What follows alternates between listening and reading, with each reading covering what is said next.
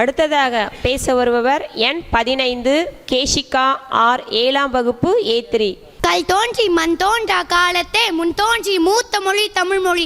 அப்படிப்பட்ட தமிழுக்கும் வீரம் நிறைந்த தமிழ் மண்ணுக்கும் எனது முதற்கண் வணக்கத்தை தெரிவித்துக் கொள்கிறேன். வெண் தாமரையில் வீற்றிருக்கும் கலைமகளைப் போல இங்கு அமர்ந்திருக்கும் நடுவர் அவர்களே, வெறும் கற்களை சிலைகளாய் செதுக்கி சிகரத்தை அடைய வைத்த எனது பள்ளியின் தலைமை ஆசிரியரே மற்றும் ஆசிரியர் பெருமக்கள் மற்றும் எனது நண்பர்களே, அனைவருக்கும் என்னுடைய தித்திக்கும் தமிழில் வணக்கத்தை தெரிவித்து என்னுடைய உரையை துவங்குகிறேன். ஒரு மனிதனை உருவாக்குவது எது?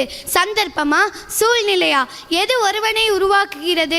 உதாரணத்திற்கு ஒரு வித்து இருக்கிறது, அதை நல்ல விளைநிலத்தில் போடுகிறோம். அதை நல்ல விளைநிலத்தில் போடுகின்ற சமயத்திலே அந்த விதை தன்னை முளைவிட்டு காட்டுகிறது. அந்த செழிப்பு மண்ணுடைய செழுமையை காட்டுகிறது. எந்த விதை போட்டோமோ அந்த விதை தன் கருவை வெளிப்படுத்துகிறது. ஆகவே சந்தர்ப்பமும் சூழ்நிலையும் ஒரு விதையின் தோற்றத்தை மண்ணிற்கேற்ப மாற்றி விடுகிறது. நான் இங்கு எடுத்துக்கொண்ட தலைப்பு என்னை மாற்றிய திருக்குறள். திருக்குறளின் பெருமைகளை எல்லாம் நீங்கள் நன்றாக அறிவீர்கள். திரும்ப திரும்ப சொன்னாலும் பெருமை தரக்கூடிய வாசகம் இது. வள்ளுவன் தன்னை உலகினுக்கே தந்த வான்புகழ் கொண்ட தமிழ்நாடு. நாம் வள்ளுவரை உலகிற்கு தந்தோம், அவரிடமிருந்து புகழை நாம் எடுத்துக்கொண்டோம். திருக்குறள் தமிழகத்தில் தோன்றினாலும் அது தமிழனுக்கு மட்டும் படைக்கப்பட்டதல்ல, அது உலகத்திற்கே படைக்கப்பட்டது. அதனால் தான் பாரதி மிக பெருமையாக பேசுகிறார். யாமறிந்த புலவரிலே கம்பனை போல் வள்ளுவர் போல் இளங்கோவை போல் பூமிதனில் யாங்கடுமே பிறந்ததில்லை. உண்மை, வெறும் புகழ்ச்சி இல்லை. திருக்குறளின் பெருமையை கேட்டு கேட்டு அந்த திருக்குறளே எனக்கு உயிர் மூச்சானது. வயத்துள் வாழ்வாங்க வாழ்பவன் வானுரையும் தெய்வத்துள் வைக்கப்படும் என்கிற நிலைக்கு உயர்ந்தப்பட வேண்டும் என சொன்னாலும் திருக்குறள் ஒன்றை படித்தாலே போதும் என்ற உணர்வோடு திருக்குறளின் மீது ஈடுபாடு ஏற்பட்டு திருக்குறளில் இல்லாத பொருள் ஒன்றுமில்லை என்று கண்டுகொண்டேன்.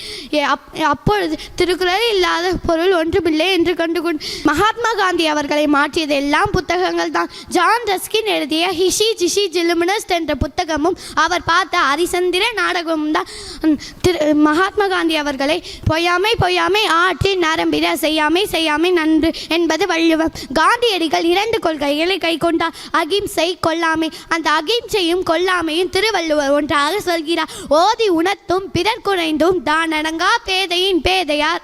ஓதுவது சிரமம், ஓதி உணர்வது அதைவிட சிரமம். உணர்ந்ததை உணர்ந்தபடியே சொல்லுவது அதைவிட சிரமம். இனர் ஊட்டும் நாரா மலர் அணையர் கற்றது உணர விடுத்துரையாதார். படித்ததை சிரமப்பட்டு விளக்கி சொல்லி அதை பரப்புவதும் சிரமமானது. கொத்தாக மலர்ந்திருக்கிறது. அந்த மலர்கள் மனம் வீசாத காகித பூக்களாக இருந்தால் பயனில்லை. இவைகளை எல்லாம் தெரிந்தும் பிறருக்கு உணர்த்தியும் தாம் படித்ததை வாழ்க்கையில் கடைபிடிக்காமல் போய்விட்டால் அவன் பேதையினும் பேதை என்கிற வள்ளுவர். ஆகவே திருக்குறளை படிக்கின்ற நோக்கமே வரும் வாழ்வியல் சிக்கல்களுக்கு தீர்வு காணக்கூடியதாக இருப்பதுதான் என்று கண்டுகொண்டேன்.